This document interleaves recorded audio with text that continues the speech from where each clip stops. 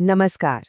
श्रीमद् भागवतम में एक बड़ी कमाल की प्रार्थना है जो एक बहुत बड़ा सवाल उठाती है। अगर ईश्वर एक है तो उसे पाने के रास्ते इतने अलग-अलग क्यों हैं? ये अक्रूर की प्रार्थना है और आज हम इसके गहरे मतलब को समझेंगे। और देखिए, यही वो सवाल है जिसका जवाब अक्रूर की प्रार्थना में छिपा है। ये एक ऐसा सवाल है जो न जाने कब से दार्शनिकों और साधकों को उलझाता रहा है। आखिर इतने सारे रास्ते, इतनी सारी मान्यताएं। तो चलिए देखते हैं कि ये प्रार्थना हमें क्या बताती है कि क्या ये सभी एक ही जगह पहुंचती हैं।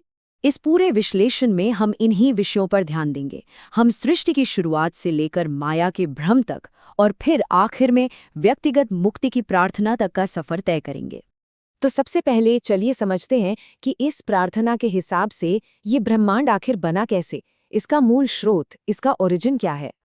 प्रार्थना की शुरुआत होती है एक परम सत्ता से, जिन्हें नारायण कहा गया है। असल में वही हर चीज का कारण है। सोचकर देखिए, उन्हीं की नाभि से एक कमल खिलता है जिस पर ब्रह्मा प्रकट होते हैं और फिर इस सारे संसार की रचना करते हैं। यही इस पूरे ब्रह्मांड की नींव है। और यहाँ पर प्रार्थना एक बहुत ही दिलचस्प नजरिया सामने रखती है। वो पूरे ब्रह्मांड को उस परम सत्ता के शरीर की तरह देखती है। ये सिर्फ कोई कविता नहीं है, ये देखने का एक तरीका है। पृथ्वी उनके पैर हैं, पानी उनका सार है, आग उनका मुंह है। हर एक चीज उसी एक दिव्य स्वरूप का हिस्सा है जो हमें इस सृष्टि से एक गहरा कनेक्शन महसूस कराता है। तो सवाल ये उठता है कि अगर स्रोत एक ही है तो फिर पूजा के इतने सारे अलग अलग तरीके क्यों हैं। चलिए अगले हिस्से में चलते हैं और देखते हैं कि ये सब आपस में कैसे जुड़ता है। ये प्रार्थना ना अलग अलग आध्यात्मिक रास्तों का एक बड़ा खूबसूरत चित्र खींचती है। कोई है जो यज्ञ की अग्नि में ईश्वर को खोज रहा है, तो कोई ज्ञान के ग्रंथों में। योगी उन्हें ध्यान में पाते हैं, तो वैष्णव और शैव अपनी भक्ति में। सवाल तो ये है कि इतने अलग अलग रास्ते होने के बावजूद क्या ये सब कहीं जाकर मिलते भी हैं। और फिर आता है इस सवाल का एक शानदार जवाब। ये प्रार्थना का दिल है, आप कह सकते हैं। जैसे अलग अलग पहाड़ों से निकली नदियां आखिर में एक ही महासागर में जा मिलती हैं, ठीक वैसे ही ये सभी आध्यात्मिक रास्ते, चाहे कितने भी अलग क्यों न दिखें, अंत में उसी एक परम सत्ता तक ले जाते हैं। ये एकता का एक बहुत ही पावरफुल आइडिया है। लेकिन अगर सारे रास्ते एक ही मंजिल तक जाते हैं तो फिर हम अक्सर भटक क्यों जाते हैं। और यहीं पर माया की बात आती है। माया ये एक बहुत गहरा दार्शनिक कॉन्सेप्ट है। आप इसे एक तरह का भ्रम समझ सकते हैं, एक पर्दा जो हमें सच देखने से रोकता है। यह हमें यकीन दिलाता है कि जो अस्थायी है, जो बदलने वाला है, बस वही असली है। तो माया काम कैसे करती है? ये हमें ना अस्थायी चीजों से चिपका देती है। हम अपने शरीर को, परिवार को, धन दौलत को मेरा मान बैठते हैं, ये भूलकर कि ये सब हमेशा नहीं रहने वाला। प्रार्थना हमें याद दिलाती है कि असली सच तो आत्मा है और वो परम सत्ता है जो हमेशा रहने वाली है।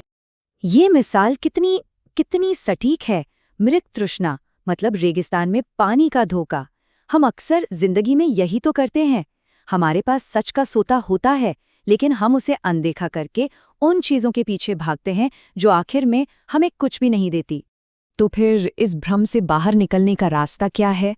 प्रार्थना के हिसाब से जब जब धर्म को नुकसान पहुंचता है तब तब एक दिव्य हस्तक्षेप होता है। अवतार का मतलब होता है उतरना।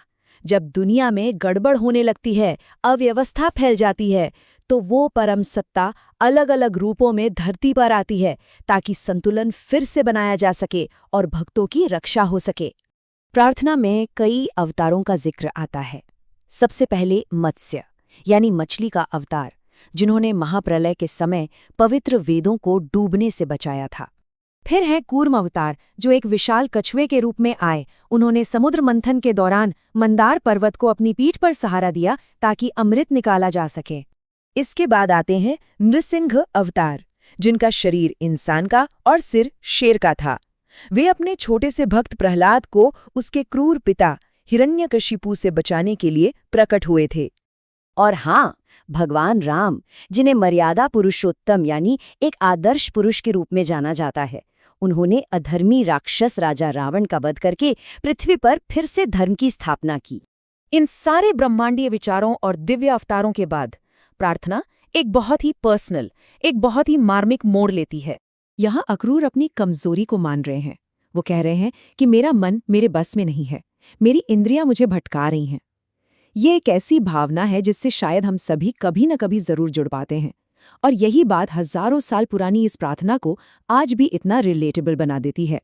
तो प्रार्थना का सार ये नहीं है कि हम अपनी ताकत से इस भ्रम को तोड़ सकते हैं, नहीं, बल्कि ये समर्पण के बारे में है।